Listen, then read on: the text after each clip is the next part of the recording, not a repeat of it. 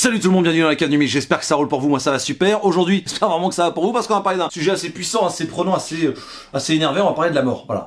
Non mais voilà, donc j'espère que t'as une positivité qui est là, tu vois, parce qu'on risque de perdre 2-3 points, mais c'est pas grave, parce qu'on va en gagner d'autres, et pas des moindres, parce que c'est un véritable coup de cœur pour ma part, voilà. Et là tu te dis... Non mais Miss, ça fait 2-3 vidéos que c'est des coups de cœur tout le temps, t'en as pas marre en fait. Alors il faut peut-être travailler ton aspect objectif. Non mais j'y peux rien, fils de... hein, parce que en fait au final, les éditeurs, ils ont décidé comme un accord de mettre tous leurs œufs dans le même panier, de sortir que des pépites en fin d'année 2023. Donc moi j'y pas grand chose parce que rappelez-vous, au début de l'année 2023 c'était pas incroyable, dire, ils auraient peut-être pu étaler le truc un peu comme du Nutella. Bon je... Pardon. Allô? Ouais Roger, ça va? Bah ça va nickel, ouais. Ah t'es en haut? D'accord. T'entends quand je fais ça? Non c'est bon, gueule pas, oh là. Ouais d'accord. Non mais je fais une vidéo, je t'avais dit hier à l'apéro là. Ouais. Et d'ailleurs c'est quoi le délire avec les lamas là? Hein? C'est un peu chelou le Roger. Bah ça, ouais, tu les as ramenés au zoo là? Non mais ça marche. Non mais je t'avais dit que je tournais une vidéo donc ouais bah je vais essayer de pas faire trop de bruit, ok? Allez bisous, à tout à l'heure. Salut. Oh quel connard, c'est pas vrai, faut pas être PR. Aujourd'hui je vous parle d'un véritable coup de cœur et je vous parle de Le Dernier Jour de Howard Phillips Lovecraft, sorti le 26 octobre 2023 chez 404 Comics pour 24,95€. C'est scénarisé par Romuald Giolivo qui est un scénariste de roman à la base, c'est un écrivain et c'est sa première BD, donc déjà gros startass quoi, et c'est dessiné par Jakub Rebelka qui est lui un Polonais il me semble à la frontière ukrainienne, qui est une véritable brute, hein, tellement c'est une brute que bah Mignola l'a tout simplement voilà adoubé. Ah tout simplement. Donc grosse pépite, on va le recroiser chez 404 Comics monsieur Rebelka. Le travail d'édition déjà on peut en parler, hein, voilà, grosse pépite encore une fois. Nicolas Beaujean a fait des étincelles encore et toujours. Regardez-moi ce dos incroyable, cette espèce de voilà de mix d'enchevêtrement et de superposition de mots et de lettres. C'est magnifique, c'est très beau, c'est pas un dos toilé, c'est presque ça. Bah la cover est magnifique, déjà bien choisie, le mat et le brillant sont dingues. Regardez-moi ça dans une, pardon Gérard, hop voilà, dans une librairie, ça a quand même un peu de gueule mon pote, hein. Merde. Ouais Roger, ouais ça marche, je baisse le ton. La pagination est quand même assez importante. Pour moi 25 balles c'est fou. Et là, regardez-moi ça. On a l'impression d'avoir une cover d'issue de DC Marvel, tu vois. Vraiment on est sur un comics américain à chaque page. Donc moi je vais arrêter de le plier, j'ai peur de le casser. Non mais tu vois en gros c'est de la qualité de malade, c'est une grosse frappe. De quoi ça parle Le Dernier Jour de Howard Phillips Lovecraft? Est-ce que je dois vraiment répondre à cette question? Voilà, non, bon là, je vais quand même le faire, tant qu'à faire une vidéo. Donc on va parler du Dernier Jour de Howard Phillips Lovecraft. Ah bah tiens c'est bizarre ça. Ouais, évidemment ce sera beaucoup plus onirique et compagnie, mais on va commencer par retrouver un homme, un écrivain, donc Lovecraft si vous le connaissez pas, qui est sur son lit de mort, qui a un cancer, qui a alité et qui a un cancer des intestins. Je sais de source sûre que c'est quelqu'un qui ne se plaignait pas avant la fin de sa vie, c'est quelqu'un qui a vraiment existé, pour ceux qui ne le savent pas. C'est quelqu'un qui ne se plaignait pas à la fin de sa vie, et pourtant ça devait être terriblement douloureux. Tellement douloureux comme cancer que du coup on va lui injecter de la morphine. Voilà, de la morphine qui va le faire un petit peu planer et oublier un petit peu sa douleur. Et c'est ça qui est intéressant, c'est que du coup cette histoire est construite comme une scène de théâtre, un petit peu comme dans une cathédrale gothique qui va se passer dans la tête de Lovecraft. On va suivre un petit peu les moments de sa vie, puisqu'il plane un petit peu, voilà, on est sur le côté onirique, on est sur le côté fantastique, le côté de la rêverie, une dernière ligne droite, le mec plane, clairement, il est shooté quoi. Donc on va suivre les points importants de sa vie, quelques points importants de sa vie, qui a fait que cette personne-là est devenue quelqu'un de complètement culte à l'heure d'aujourd'hui. Je sais que quand il était petit, son père est mort de la syphilis, parce que c'était un commercial il me semble. Bon à l'époque les commerciaux, je pense que ça devait bien vivre, tu vois ce que je veux dire. Du coup il est mort de la syphilis, je sais qu'il a fait une espèce de délire hallucinatoire concernant sa femme avec d'autres mecs et tout, enfin bref c'est un délire. Donc déjà c'était à 3 ans ça, je crois, quand Lovecraft avait 3 ans. Puis sa mère est décédée par la suite, ses grands-parents côté maternel ont beaucoup compté pour lui. Je sais qu'il a tout ce côté qu'on peut voir dans Dark Souls et compagnie, tous les jeux vidéo qui sont inspirés grâce à Lovecraft, ces bestioles décharnées, décarnées. Déjà à l'époque il croyait à ça, il a réécrit le mythe d'Ulysse à 7 ans je crois, enfin bref c'est un taré. Je connais un petit peu l'histoire de Lovecraft parce que j'ai lu pas mal de livres et de podcasts, j'ai écouté pas mal de podcasts sur lui, j'ai vu quelques petites vidéos également. J'aime pas forcément l'horreur donc je me suis jamais plongé dans ses œuvres réelles quoi. Je connais le délire sur l'aspect tentaculaire, sur le Cthulhu parce que j'ai fait du jeu de rôle également, sur les grands anciens, tout ça, tout ce qui est mythologie, machin. Ça y a pas de problème, je le connais si tu veux, mais j'ai pas vraiment creusé l'œuvre de cet homme-là. Donc ce qui est cool avec ce que fait Romuald Giolivo, c'est qu'il a un énorme, parce qu'il vient du coup du roman, il va travailler énormément sur l'aspect investigation, renseignement et compagnie. On va en apprendre énormément sur le personnage et force est de constater qu'il n'avait pas une vie lambda, voilà, tout simplement. Pour moi, je veux pas paraître élitiste dans ce que je dis et désobligeant par rapport au reste, mais c'est vrai que j'aime autant lire quelque chose d'assez léger, comme Grizzly Shark que j'ai lu il y a pas longtemps chez Comics Initiative, qui était complètement fait pour un peu lâcher les chevaux et se débrider un petit peu. Quelque chose où t'as pas trop besoin de réfléchir, où c'est juste t'en prends plein la gueule visuellement et c'est assez jouissif de voir que ça te zigouille à tous les sens, il y a des litres de sang au centimètre carré, c'est cool quoi, tu vois. Et autant j'aime ce genre d'œuvres qui sont créées un petit peu comme des romans graphiques. Alors la définition de roman graphique pour moi ce serait une œuvre qui est créée et qui est imaginée pour avoir un début, une fin, avec une pagination assez importante et un gros travail d'écriture. Voilà, c'est complètement le cas ici. Je trouve qu'il n'y a pas de mal à élever un petit peu le comics au rang d'œuvres littéraires. Voilà. Pour moi, j'ai aucun problème avec ça. Je sais qu'il y en a qui trouvent ça un peu trop pédant entre parenthèses. Moi, je trouve que c'est vachement bien d'élever un peu le médium de temps en temps avec vraiment un travail d'investigation, une belle écriture. Voilà, moi je trouve pas ça déconnant. L'histoire elle est racontée un petit peu comme une scène de théâtre. On va être dans la tête de Lovecraft. On va rencontrer donc du coup plein d'aspects de sa vie. Ça peut être un journaliste scientifique parce que Lovecraft a écrit des romans évidemment, des nouvelles, beaucoup de lettres, beaucoup de correspondances, dont il me semble que le créateur, j'ai loupé son nom, mais de Conan le Barbare a beaucoup discuté avec lui, c'était un correspondant à Lovecraft, et il a aussi parlé à des jeunes, à des enfants, à quelque chose de beaucoup plus puéril, enfantin, voilà, désintéressé. Donc c'est quelqu'un qui adorait ça, il adorait les lettres, il en a écrit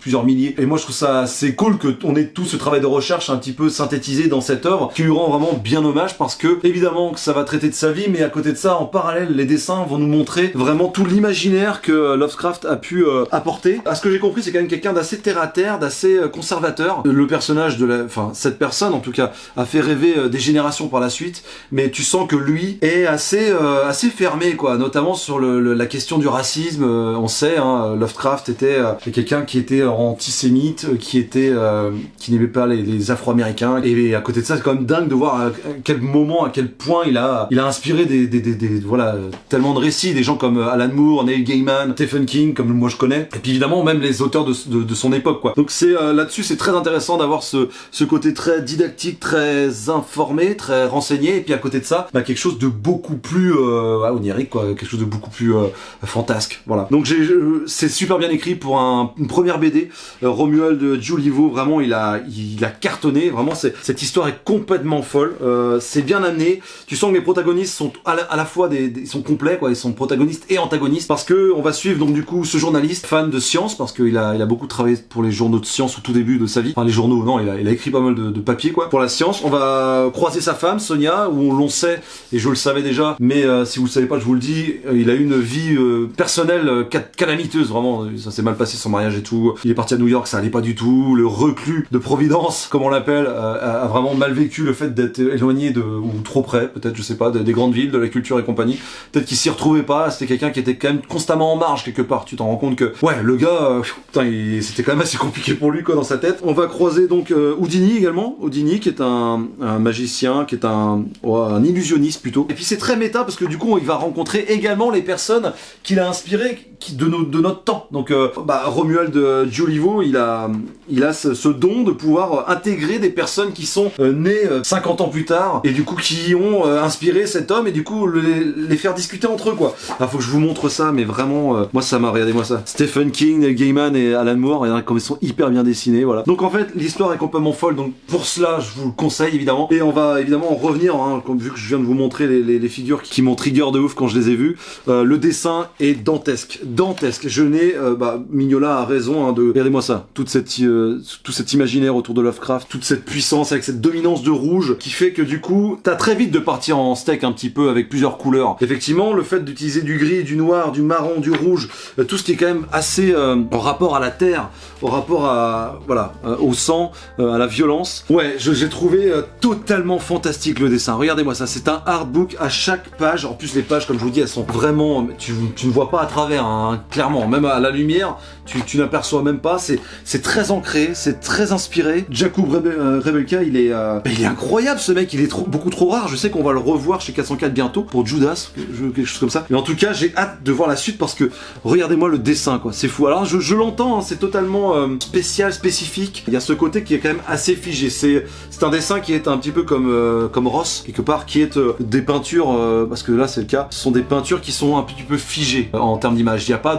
d'onomatopée, tu vois, de mouvement, pas énormément en tout cas. C'est quelque chose qui est assez posé. Il a une technique qui est dingue, qui mélange, je pense, hein, de la peinture, de l'aquarelle, du crayon, un petit peu de numérique, il doit y avoir des scans de temps en temps. Vraiment, regardez-moi ça, c'est magnifique quoi. En termes d'élégance de couleur, j'ai trouvé que ça ressemblait pas mal à du Nguyen. Donc ouais, pour moi c'est du tout bon, clairement c'est du tout bon. C'est rare des œuvres qui te mettent des claques comme ça, voilà. Des vraies claques quoi. J'adore la façon dont Lovecraft est dépeint, ces personnages un petit peu carnassiers, t'as l'impression que c'est un peu des prédateurs, ils ont un regard vraiment... Regardez-moi ça comme c'est ouf. Dans l'histoire ils vont s'inspirer de ce qui se passait avant, c'est-à-dire la découverte des terres glacées de l'Antarctique, la guerre, toutes ces peurs, le côté astral, la découverte des planètes, le monde, enfin c'est vraiment... mais il y a plusieurs lectures, voilà, il y a plusieurs lectures, j'ai trouvé ça totalement fou, donc oui, je vous le conseille grandement, c'est une œuvre qui est... c'est une œuvre majeure. Le personnage que l'on va découvrir, Lovecraft, et on va suivre sa vie du début jusqu'à la fin, enfin du début jusqu'à la fin, de la fin jusqu'à la fin quelque part. Ils vont pas passer à côté du fait que il était raciste, qu'à la fin de sa vie c'était quand même un peu différent, qu'il a pas été super bon dans les relations très proches, mais qu'il a été d'une générosité incroyable en ce qui concernait de parfaits étrangers. C'est intime en fait, c'est une œuvre intime, t'as vraiment l'impression d'être en introspection dans la tête de cet homme-là. Ça va parler, et je finirai là-dessus, évidemment d'une personne qui n'a pas forcément peur de la mort, qui ne comprend pas qu'on ait peur de la mort en fait, parce que on stresse pas de savoir ce qui se passait avant qu'on soit en vie en fait. Et il se part du principe que la mort c'est la même chose. Voilà, la mort c'est une finalité. On devrait pas d'avoir peur de ça parce que ça fait partie de la vie. C'est quelque chose qui me touche énormément parce que moi, étant athée en fait, je n'ai pas de croyance quoi, vraiment, je n'ai pas de croyance établie, j'ai peur de la mort, j'ai pas envie de mourir, j'aime ma famille, mais c'est forcément une œuvre qui t'explique qu'il n'y a pas besoin d'en avoir peur et ça m'a réconforté. Effectivement c'est sombre, effectivement ça parle de la mort, mais en cela c'est très lumineux quand même. Je trouve ça très lumineux parce que ça t'apprend à accepter ton sort, ça t'apprend à te rendre compte que c'est la vie, c'est comme ça, profites-en, c'est maintenant qu'il faut le faire, parce que là il y a énormément d'actes manqués et j'ai pas envie de ressentir ça. Moi quand je serai sur mon lit de mort, si un jour je suis sur un lit de mort, le plus tard possible, je me l'espère, tu vois, et je vous l'espère. Ouais, c'est une œuvre qui compte, pour moins de 25 €. Je peux comprendre que c'est un prix, je suis d'accord, mais vraiment c'est une œuvre à avoir dans sa bibliothèque parce qu'elle déjà elle est magnifique, elle raconte des belles choses, et clairement ça m'a donné envie de découvrir les œuvres de Lovecraft. Donc ça pour moi c'est une sacrée réussite quoi. Ouais Roger, ça va, j'ai pas gueulé là, tu commences à me faire suivre. Ouais ça marche. Non, tu me déranges pas. Non, ça marche, je vais venir te voir. Je vais venir boire un coup là. Je dis au revoir aux abonnés puis aux perruches là. Ouais, ça marche. Et j'arrive. Ah, ouais, attends-moi. Ça marche, bisous. Donc voilà mes petits perruches, je dois vous laisser, mais en tout cas, je vous conseille absolument le dernier jour de Howard Philip Lovecraft, sorti chez 404 Graphiques. Vraiment, c'est une pépite, c'est l'une de mes claques de la fin de l'année 2023. Si les dessins vous bottent, si vous aimez ce côté un peu ancré, on est sur quelque chose de totalement investi, propre à lui-même, c'est magnifique. L'histoire, chapeau, franchement, Romuald Giolivo, chapeau parce que vraiment, c'est réussi, c'est vraiment abouti. Dites-moi dans les commentaires si vous connaissez Lovecraft, si vous en avez lu des œuvres de Lovecraft, si cette BD vous a donné envie, si je vous ai donné envie, si vous avez pas envie, vous détestez ce personnage parce que vous n'arrivez pas à séparer l'homme de l'artiste, je peux comprendre. Laisse un like, commente et partage si la vidéo t'a plu. Moi je vais aller voir le voisin là, Roger. Et sur ce, moi je vous fais d'énormes bises, prenez soin de vous et à très bientôt dans la cave. Ah merde, putain. Oui. Ouais mais j'arrive. Bouge pas, j'arrive mon pote. J'arrive. T'inquiète pas, je suis là.